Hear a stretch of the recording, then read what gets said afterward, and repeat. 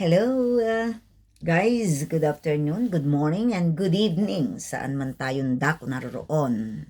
Mga kababayan, mga kalingap, mga kaibigan, sa aking mga Team Tanod,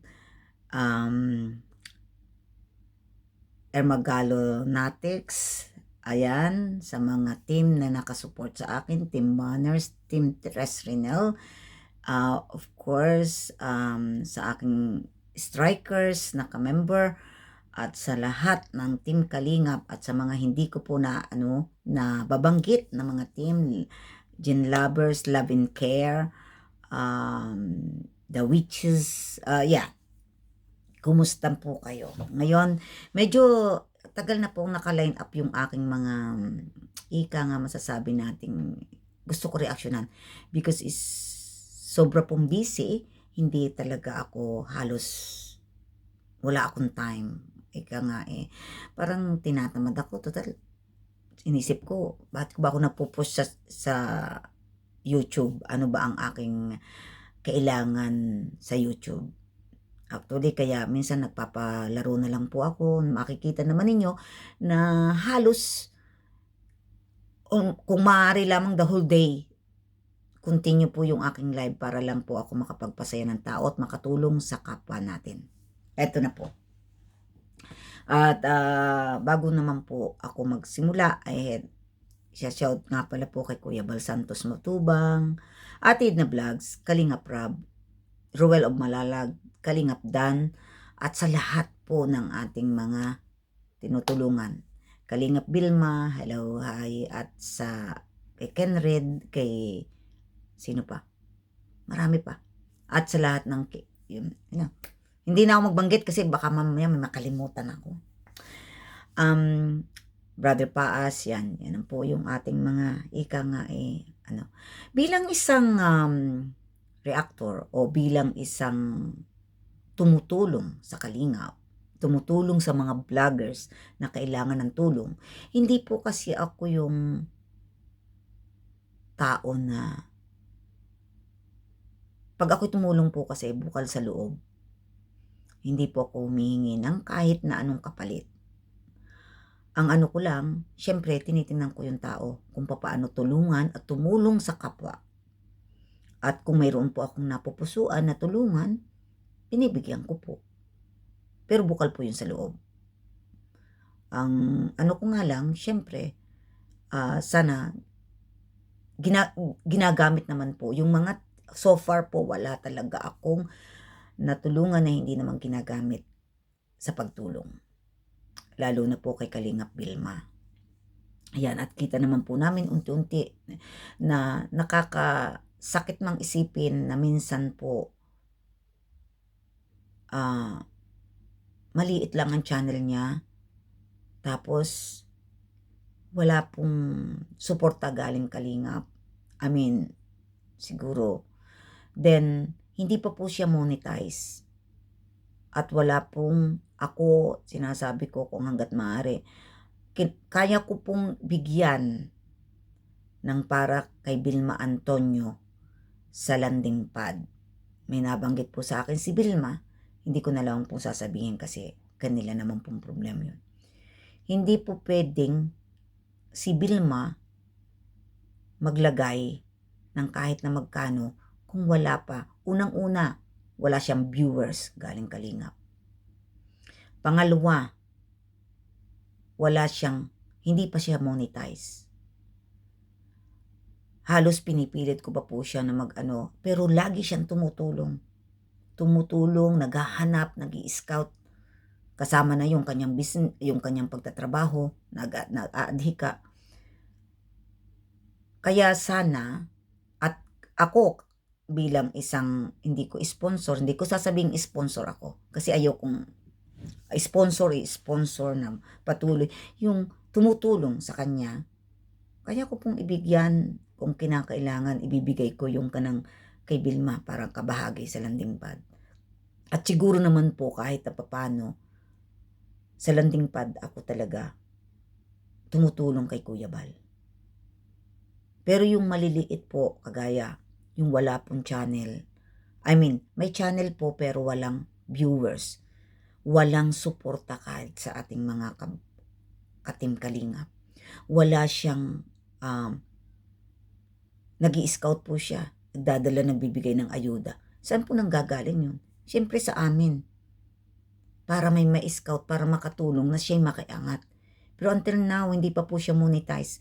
Kaya please lang, wag niyong, hindi po si Kuya Bal ang sinasabi ko ha. Hindi ko yung may isa po diyan na nagsasabi na si Vilma daw wala pang binibigay. Kailangan magbigay daw. Hindi po pwede. Nag-usap na po sila at ako po ay pwede pong inuulit ko kung ganyan, kung ayun lang po ay pwede kong babigyan ang para kay Vilma. Pero hindi ko po ginagawa yon kasi gusto ko naman po maranasan ni Vilma na mayroong viewers siya galing Kalingap. Mayroong po siya, ma-monetize muna siya bago siya magsimula na magbigay ng, kasi wala pa po siyang sinasahod. Ang hirap ko po kaya nun. Ang akin yung po, walang problema po. Walang problema, inuulit ko, walang problema. At alam naman po ni Kuya Bal na lagi akong nakasuporta sa kanya at sulid po ako. Ano man ang kanyang patakaran o ano man ang kanyang gagawin. Diyan lang po ko. Ang problema po niyan, kagaya niyan, yung 30% na narinig ko, yung po ay kahit ako siguro sa isang vlogger na ako kasi yung ako po yung tao na tutulungan ko yung isang vlogger hindi dahil siya ay viral, hindi dahil siya ay maraming viewers, sikat. Hindi po. Tumutulong po ako doon sa vloggers na yon. Kaya dahil alam ko na hindi pa niya kaya. So, kung ang iniisip po yung 30%, kahit ako kaya kong ibigay doon sa taong yun, hindi ko po suutusan yung vlogger na magbigay ng 30%. Kasi unang-una po yung mga binibigyan ko, unang-una, wala po yung kakayahanan kumita. Kulang pa po sa pang ano nila sa bahay, bayad sa kuryente, renta sa bahay. May mga anak po ang iba. Paano makakabibigay ng 30%? Siguro, ang kuro-kuro ko po dito ay dahil naging issue nga. Nagbigla o kay Maramara at kay Teacher N at saka kay Maymay. Bago kayo mag-release ng mga ganong bagay, kailangan mag-uusap kayo bago kayo pumunta sa live. Kung ano ang ating iba-brought up, kung ito ba'y tama, kung mag-ano, hindi yung live na nanggagaling sa inyong sarili. Kasi ika nga kayo ang tinitingnan. Marami kayong magiging basher nito.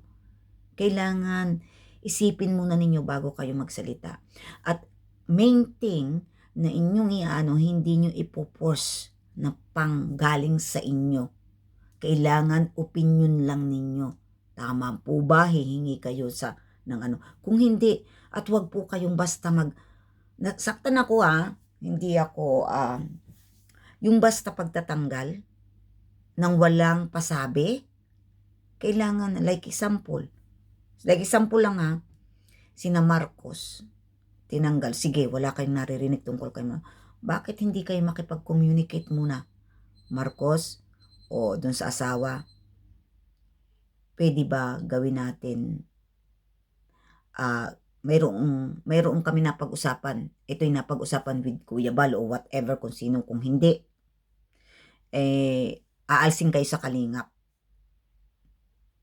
Kasi, hindi na kayo nakikita na nag-i-scout, hindi na kayo nakikita na wala na kayong aalsin. Hindi yung basta-basta tatanggalin ninyo. Kasi kahit sino sa atin, walang makakapwersa at hindi pwede tayong mag-demand sa tao, lalo na't hindi natin sinuswelduhan.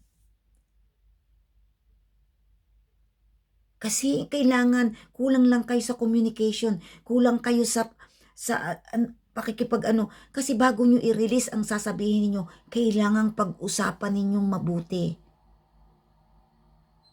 Tama ba itong gagawin natin? Ito ba, ito ang ating topic ngayon? Yun lang. Guys, alam ko, hindi naman ako, maraming asosasyon akong dito for how many years? 35 years na. 35 years na marami akong asosasyon, iba't ibang bansa, iba't ibang lugar. Lahat na yata ng asosasyon dito, lalo na dito sa London. Kapampangan, name it. Kahit saan, nabaway nyo lahat. Andyan po ako dati. Kaya alam ko. At katunayan po, may ano pa rin ako dito. Nung panahon kaya ko pa na active po ako lahat. Lahat ng asosasyon, hindi po ako mawawala. Ngayon, mayroon po akong grupo, sarili kong grupo dito, na mga dancers, pero invite po yun ng mga asosasyon. Free po yun. Tulong lang sa kanila. Kami pa po ang nagbabayad. Ang ano ko lang, kasi ang hirap po dito, kailangan para sa itinatalaga ni Kuya Bal na ganyan. Hindi yung the way, ako po, siguro lahat ng tao, the way ng magsalita ako, straight to the point. Talagang hindi po ako, wala po akong ere-ere. Ang ano ko lang, pagka ganyang mga live at para sa pangkalahatan, you have to think about it first before you say it. Kasi marami ang masasaktan, marami ang magre-react. At wala kahit isa. Sa bagay, ewan ko lang sa Pilipinas, dito kasi walang sino mang makakapag sa buhay mo kung ano ang gagawin mo. Asawa mo man dito, asawa mo man, sa atin, okay. To be honest with you, sa atin, okay. Yung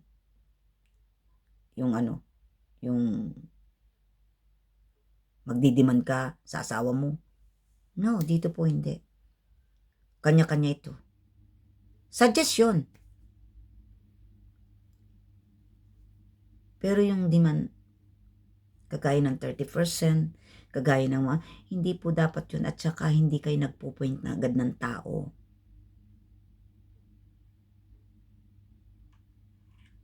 Huwag natin pong isipin na kahit tayo binigyan ni Kuya Bal ng posisyon, may karapatan na agad tayong magsalita ng ganun. Kailangan you have to communicate. Ito bang tamang to? Ito bang taong ito natin? I-broadcast? Kasi, syempre, may damdamin po tayo lahat. At pangalawa, ako, like sinabi nga ni Tinred, hindi against sa mga rules kung ayun ang ipapaano ng Kuya Bal. Pero, yung pagdidemand o yung walang trabaho, kagaya niyan, example na lang natin. Sino yan? Si Red Sane. May 4 na anak. Irenta ng bahay. Ano ang kita niya? Viewers. Ngayon na lang po lumalaki-laki ng kaunti ang viewers niya. Minsan kasi may sponsor. Yun. Hindi naman po lahat kumikita ng ganong kalaki. Kasi may pamilya po sila. Walang trabaho ang asawa. Nandiyan po nag-aaral ang mga anak. Mayroon silang nirerenta. Mabuti sana kung libre ang bahay. Paano makakapagbigay ng 30%? At syempre, yung mga kung wala kang pang-ayuda, kung hindi namin binibigyan si Vilma Antonio, Kalingap Vilma, hindi yan makakapag-ayuda. Saan siya kukuha? Uunahin muna niyang magtrabaho. Kaya minsan, tayo po pag nagsasalita, ako talaga, palaban ako kung sa palaban. Wala pa lang naman akong dapat ipagpalaban. Ang akin lang, yung reaction ko lang para dito. Hindi siguro sasang-ayon kahit sino nga sa ganung bagay. Pero sana ito na yung huling mga issue, wala nang mga tapos na, nakaraan na, maghingi na lang ng apologize kung nagkamali, kung hindi talaga yun ang pagkakuwan. Kasi literal po yung pagre-release natin ng ng word. Yung pagiging demand natin, i-demand natin. Pero ako bilang isang kalingap, napag-atasan din po kami, hindi ko pa alam kay Kuya Bal. Kasi yung striker, ang tungkulin po niyan, kung hindi ako nagkakamali is March 28 ba? Magsisimula o 25 yung ID. Yung ID, yan po ay bago kami magsimula ang sasabihin, kahit na nasabi na ni Kuya Bal, kailangan kay Kuya Bal muna ulit mag-umpisa kung kailan kami itatapik sa bawat reaction na gagawin namin. Itatapik namin yung ID, yung registration, na dapat naman talaga ay may ID ang kalingap para katunayan na sila ay kalingap. Kasino lang naman yung 300 pesos. Ewan ko how much na 300 nga ba yung ID? As far as I know, kasi yung registration po at saka 1,300 yung aming kasi para registered. Kami pong team strikers. Ako po yung pinaka-treasurera nila. Ako po nag-demand na kailangan tayo naatangan na ganito, tayo po ang mangunguna na mayroong ID. So far, nagawa ko po naman lahat. Ngayon, nakipag-participate naman po sila lahat. Kaya hinihintay lang po namin ang signal ni Kuya Bal kung anong date kami magpo-force na magkaroon sila ng ID. Pero hindi ibig sabihin po namin na yung isang tao, gagamit kami ng kamay na bakal o kami para laang magpwersa na magkaroon ng ID. Hindi po. Kung hanggat maaari, makukontak namin tao para hindi i-public. Para hindi i-public ang pangalan niya, walang ID. Except po, yung mga taong kinakalaban, sila, wala po akong pakialam kasi wala naman akong kalaban sa kalingap. Ang lagi kong sinasabi, ang kalaban ni Juan, di kalaban ni Pedro. Walang issue. Kung bibigyan naman niyo ako ng issue, pwede rin naman ako. Sasagot ako sa issue kasi hindi pa naman nila ako kilala. Siguro napag-atasan ako kung maano lang ninyo, ako ang kung doon sa grupo namin, ako ang pinakamatapang doon sa grupo namin. Siguro ako yung taratitat na sinasabi. Tahimik lang po ako. Kasi wala naman, wala akong dapat i-issue at wala naman akong dapat balahurain o wala naman akong dapat pero hindi pa ninyo ako kilala, pero sila kilala na nila ako sa group chat. Kasi hindi man po ako umaano sa mali. Kung tama po 'yan, at saka pag ako pinagkamali, hindi kakulangan o hindi kahirapan sa akin ang magsalita. Hindi nang say sorry.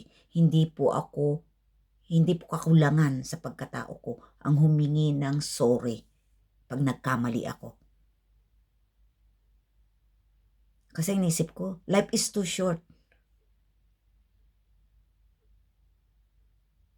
Kahit public pa yan, ano naman ngayon? Hindi natin alam kung kailan ang buhay natin. Hindi natin alam kung hanggang kailan tayo kukunin ni Lord. Hiram lang ang buhay natin, kaya wag tayo pong sino ba yung magpagaling, matangas, No. Hindi ko sinasabi na yung aking mga ano, yung mga tama lahat. Of course, kung mayroon kayong mga comment sa below, pwede naman po kayo mag-comment. At ang iniisip ko, lumalala, hindi umiikli po to. Talagang sinasabi ko, kahit na ako nag-comment kay Ingrata, nagsasabi ako na hindi ako agree. Hindi ako agree sa 30%. Kahit pa ako nag-i-sponsor, hindi ko sasabihin yung vlogger ko magbigay ng 30%. Kasi wala po. Kung kita ko na laging tumutulong, yun, example na natin si Kendred. Like he said naman na kaya niya, kahit anong kaya niya, pero hindi po pwede yung i-demand sa lahat at magbibigay kayo ng pangalan.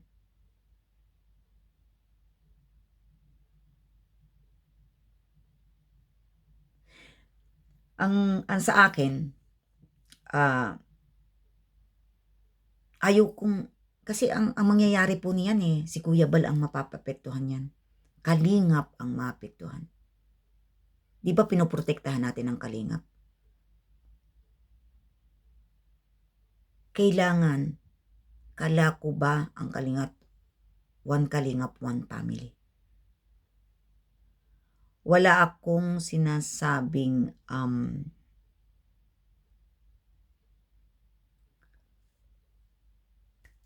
anuhin ko na sundin natin lahat. Wala. Hindi naman po pwedeng magawang ganun. Siguro, kung na-misinterpret ni na yung pag-release ng word na ginagamit nila at yung kinakalaban nila, dapat tatahimik na lang kayo. Kasi kung nagkamali kayo sa word niyo, say sorry to them. I-apologize. Public, what is wrong with that? I can say sorry in the public. As long na sa palagay ko, wala akong ginagawang masama. As long na ako may ginawang masama at mali ang pagkakaano ko. Hindi napalala na napalala. Dumami tuloy ang issue. Sana maliwanagan. This time, mag-isip-isip muna po kayo bago kayo mag-release ng sasabihin.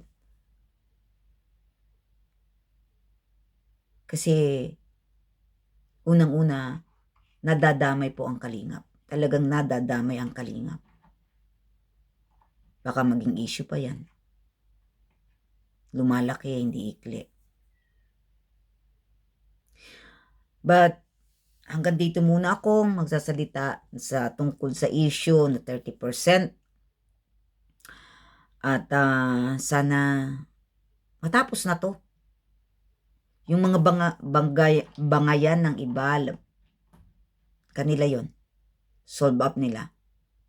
Pero sana sa susunod kong video, marami po akong dapat reactionan. Pero most of the time, siguro mga hanggang 25 minutes lang ako magsasalita and that's it. Ayoko kasing lumala kasi video po to. At saka pangalawa, gusto ko rin live kaso medyo wala po akong time sa pagla-live. Kaya siguro bukas ulit kung may time ako makapag-reaction ulit kung ano ang dapat kong reactionan. At sana naman Bobby TV 143 maayos na ang lahat. Huwag na tayong at yung mga reactor na kailangan palawigin ang dapat. Ang issue ay issue, tapos kung nakahingi na ng sorry o kung nakahingi na ng apologize, I mean, they hindi naman tayo kailangang ipagpatuloy pa natin yun. Kung hindi kayo i-mention ang pangalan nyo. Wala po akong magagawa kasi siyempre, pag minention ang pangalan, iba po ang dating. Kahit kung ako ang i-mention ang pangalan, in the bad ways, no. Hindi po ako sasagot ako. Kaya, sa akin po, wala kayong maririnig hanggat wala akong at hindi naman po ako disagree sa lahat ng mga inilalabas ninyo.